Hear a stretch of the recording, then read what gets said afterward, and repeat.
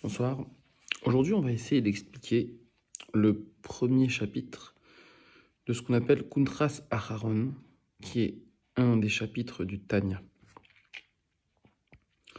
Donc, le Tanya commence comme ça. Afin que nous comprenions comment celui qui vient lire à haute voix les histoires telles qu'elles sont racontées dans la Torah est attaché à la sagesse suprême.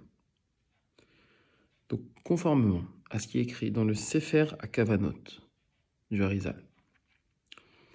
Donc ici, l'Admor HaZaken va se reporter au Harizal. Il dit de la même façon que l'homme qui vient à s'occuper par la pensée de la Torah en bas,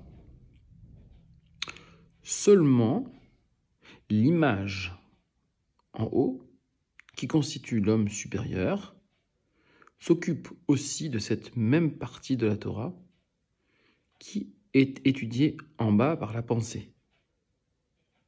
Ainsi, il faut établir qu'il ne s'agit ici que d'une réflexion de la pensée à partir des lettres telles qu'elles sont écrites. Mais en revanche, la parole vient fendre les mondes et s'élever jusque dans la Tzilut.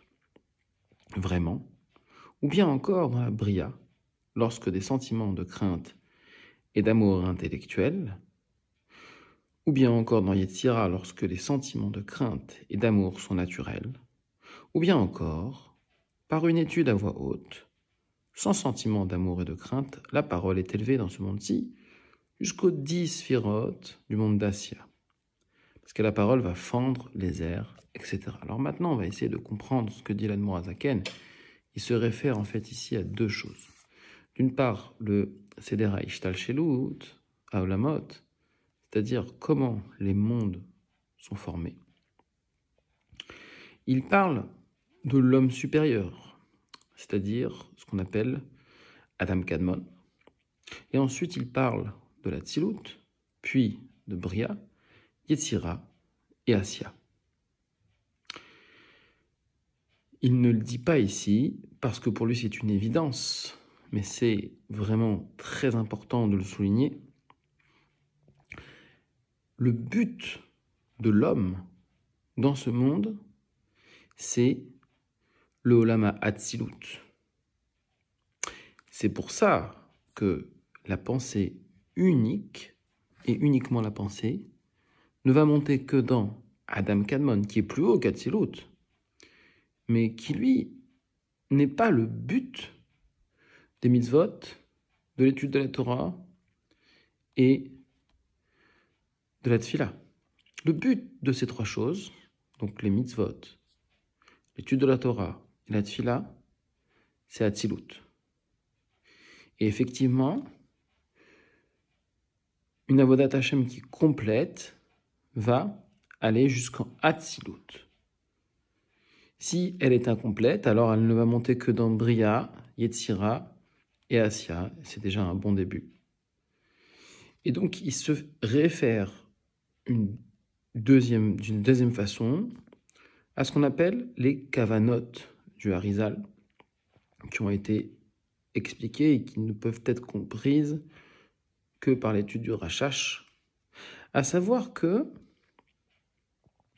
lorsque l'on fait une mitzvah ou qu'on étudie qu'on étudie la Torah ou qu'on fait une tfila, donc étude de la Torah, mitzvah et tfila, eh bien nous allons donc remonter ce qu'on appelle les nitzutzot akdoshim, les étincelles de lumière qui sont tombées dans notre monde, donc dans le monde de Assia, puis celles qui sont dans le monde de Yetzira, puis celles qui sont dans le monde de Bria, jusqu'au monde de Hatzilut. Ces étincelles vont ensuite monter jusqu'à ce qu'on appelle l'homme supérieur, Adam Kadmon. Et l'Admor HaZaken le dit à un autre endroit, mais même encore beaucoup plus haut. À ce niveau-là, ces étincelles de sainteté vont être transformées en ce qu'on appelle Mochin des Gadlut et vont redescendre dans les Olamot. Mais ceci ne pourra se faire que si la halacha, d'une part, est respectée, et d'autre part, que la kavana est bien menée. Donc, la halacha respectée, c'est dire les paroles qui viennent fendre les mondes, avec un sentiment de crainte et d'amour intellectuel. Ça, c'est la halacha, c'est la kavana, on va dire, du pshat. Et deuxième chose, la kavana du sod, pour faire monter les nitzutzot et créer ce qu'on appelle des zivugim elionim. C'est un terme qui est intraduisible. C'est ce qu'on appelle des unions célestes, mais c'est plus que ça encore. Afin que on puisse donc faire descendre chez Ratan Tibetocham, donc descendre la sainteté, le Or En Sof, dans ce monde, d'une façon différente, afin de compléter la création, afin de permettre à Hachem de compléter la création. Eh bien, c'est notre bouche qui est le point de départ, d'où l'importance de bien peser ces mots. Voilà pour l'explication de cette partie.